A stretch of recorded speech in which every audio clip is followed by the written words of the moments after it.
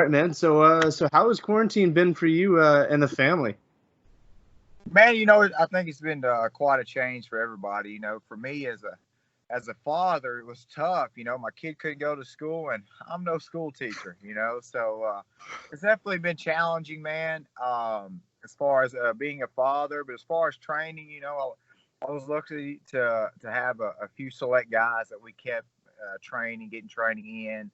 Um, so I've been able to stay on top of my training, in and out of the gym. And as far as work wise, man, it's really taking a toll on our gym. People are, it's a tough time right now for our gym, and hopefully things are going to bounce back, and our kids program and everything's going to bounce back. But man, it's really challenging for like most of us. Were you doing a lot of cardio? What sorts of training, like modifications, were you doing throughout the entire thing? I know here in Canada, Halifax specifically, where I'm at, the gyms were closed the entire time. So I do a little jiu-jitsu. By no means am I an MMA fighter, so Yeah. taking some time off doesn't bother me as much. But yeah, so what sorts of things did they have in place there, and how did you modify your training around it? Yeah, so it's been different. We've been doing some station training where everybody's kind of got 6 feet or more in between each other, doing training, doing individual drills. I like to do a lot of things outside anyway, so it gave me the opportunity to do some more training outside. And again, I had a few select guys that, man, we kept our training intact, and we were kind of doing everything, to be honest. So I want to talk a little bit about, I guess, kind of how you got into this sport. I hear a lot of, like, here in Canada, it's not as big. You hear most people who have done wrestling kind of make that transition. In Canada, we don't really offer it in many high schools and stuff like that, and you don't necessarily have a wrestling background. So how did you get into MMA? If I'm not mistaken, you have a boxing background too, don't you? Right, right. So growing up, I was always in sports. I played baseball, football, different things. I actually went to college to play D2 football, and some things happened, got in a little trouble, and lost the scholarship, wasn't able to play.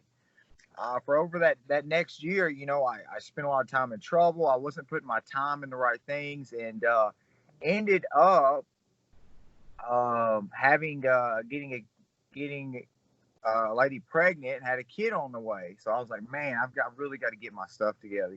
This is enough fooling around. I have to make something happen. And I remember growing up, I've always been pretty athletic, and I've gotten in a few fights that, man, I did pretty well. And I was like, man, I ought to give this a try. I did a few amateur boxing matches, did some amateur boxing, and found Westside MMA where I train and coach at now. And those guys really took me under their wing. And man, about 6 months of training, I started training and took my first fight, and won in 10 seconds with a knockout. And I was like, man, this is it, man. I love this, And I kind of got bit by the bug of MMA, and everything kind of took off from there, man. It's funny when you hear guys from smaller towns. I mean, Bryce Mitchell there from there as well. Very, very passionate. He's like, I'm not going anywhere.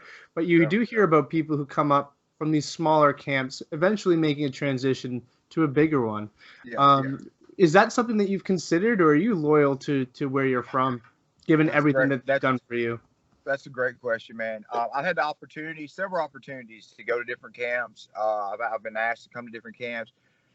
For me, it's a couple things. One, I am very loyal to my coaches, Matt, Rowley. I didn't have a father growing up, so they've been more than coaches to me. They've been like a father figure, and they've done a lot of things that helped me not only as a fighter but as a man. And it is a bit of a loyalty, but also it's my son. I raised my son by myself, so I have a great job here and a great foundation. My kid goes to a great school district here, and it's just he's set up in a great place, and I think it's good for kids to have a bit of foundation and a bit of routine, and I'm in a great place for not only myself but for my son, and I believe we have what it takes at our gym. I've got Bryce and several other great training partners here. And I'm able to cross train and do things like that. So yeah, I'm going to stay loyal, man, and I'm going to rack up some wins in the UFC from this little old small town in Arkansas. So I want to talk about your last win. Obviously, you had your debut in the UFC. It didn't go your way, but flashback to the Contender Series. I thought at the time, I was like, okay, they're gonna give him some young prospect. It almost felt like maybe it's just me, but it almost felt like he was the one that was supposed to make it. You know, he had a nice record, 6-1. Right, He was gonna right. come in there. He was gonna make a name for himself. You kind of derailed that hype, and you did it via submission. And like you said, I mean, you have a boxing background, so kind of walk us through that submission and how did it feel to get that win in front of Dana White? Yeah, that was a great fight. It really showed the type of fighter and man I am. I dealt with some controversy. You seen the first round. I was dropped in the first round. I got a point deducted. And it just goes to show, how many levels I have. I am predominantly a striker. I like to strike. I like to let my hands go, but I can also take it to the mat and get finishes there. And to be honest, I took him lightly. He only had seven pro fights. Me with almost 20 at the time. I took him lightly, and then when he came out there and caught me, man, I really had to wake up. And I'm lucky to have my coaches in the corner that helped me adjust my game plan, take it to the ground, and ultimately get the finish. So, I think it just shows a lot on my part of the heart that I have, not only the talent I have, but the heart that I have to come back no matter what. What was it like, seeing Dana White and be able to put on a performance like that in front of him? Man, it was great. I remember there being a lot of pressure. I remember there being a lot of pressure. Man, I was like, man, this is my chance. And he's the boss is sitting right outside the cage. There's a lot of pressure. But I remember right before I went out, they were showing, they show before the fight starts, they show the little background on Contender Series of who the fighter is and shows a little bit about him. And I remember they were showing me, and it was a picture with me and my son and talking about my son. And I was like, man, I've got to man up and get this done. I got to shake these nerves and get the job done. And that's exactly what I did. And that's what this game's about. You're going to be nervous. It's going to be in tight spots, but you got to remember why you started and get the job done. The Contender Series is back this summer. What advice would you give as someone who's kind of lived through it, who has gotten a W, who has went through that pressure? What advice would you give to someone who's going in there this summer? Man, just to remember why you started, man. Use that hunger to remember why you started. And yes, this is a chance of a lifetime. There is pressure. This is very high stakes, but remember what got you there. Open up, have some fun, do what you do, and show them who you are. Don't get so caught up in the pressure that you don't open up and be the fighter that got you there in the first place. Yeah, I like that. I think that's great. I've spoken to a couple of guys on the Contender Series, and a lot of them seem to be like, okay, I have to get the finish. I have to put him away because there's so much pressure. Because it's not just about getting the W. The W doesn't secure you a spot in the UFC. So it's kind of good, and I think it's important for these fighters to just kind of don't change your game plan. Don't go in there swinging if that's not who you are. I agree. The finish will come. The finish will come, man. Just do what you do, and the finish will come, man. So I saw a post on your Instagram. I can't help but ask. It says, "I got a call." I'm sure you can't go into a whole lot of detail. But what's the timeline for your return, if you can share that? Yeah, so I can say this is going to be real quick. It's on a big card, real quick. I can say that. We can't disclose everything right now, but just know I'm fixing to. It's going to be really soon on a big card. So as soon as I can, I'll get that information out. But man, luckily for me, I've been training. I've been ready. I've been waiting on a call, so I was able to take this short notice fight, and I'm ready to get back in there and really show everybody how good I am. What sorts of lessons are you going to apply to this fight that you've learned from the Jordan Griffin fight? Man, so what I learned most from the Jordan Griffin fight is to be who I am. I went in that fight not really fighting my fights. I was doing a lot of wrestling, a lot of grappling, trying to take the guy down, but ultimately, that's the loss sucked. But what bothered me the most is I wasn't being me. I didn't fight my fights. I tried to fight a safer, more fights, to get the win. And what got me there is being the fighter I am, the guy that knocks people out, the guy that goes out there and is explosive, lets his hands go and opens up. And that's what you're going to see in this next fight of me is I'm going to go in there and open up and do what got me here and be the exciting fighter that I am. And I'm just ready to showcase that for everybody. I spoke with Kyle Nelson, who's a fellow UFC featherweight, and he mentioned that he didn't feel like he was a UFC fighter until he picked up a W in the organization. Right. That's right. Is that how you is that how you feel as well? Dude, 100%. I seen this quote the other day. It said, "I didn't make it this far just to make it this far," and that's exactly how I feel, man. Like, it's not enough for me to be here. And the Dana White Contender was great, you know, but it's just not enough for me. I know what I'm worth, and I'm ready to go out there and get it. And I feel the same way, man. I've got to get a W for me to really be happy and be able to sleep at night the way I should. With everything going on and sports starting back up, I've asked a lot of fighters this question. What was your thoughts on the UFC kind of being like the early adopters, being like, you know what, we're going to put on fights. I'm going to get an island. I'm going to do whatever it takes to get these fights on. As someone within the organization, does it make you proud to be working in an organization like that? Yeah, for sure. Dana White's a go-getter. Everybody in the UFC organization, they're go-getters, man.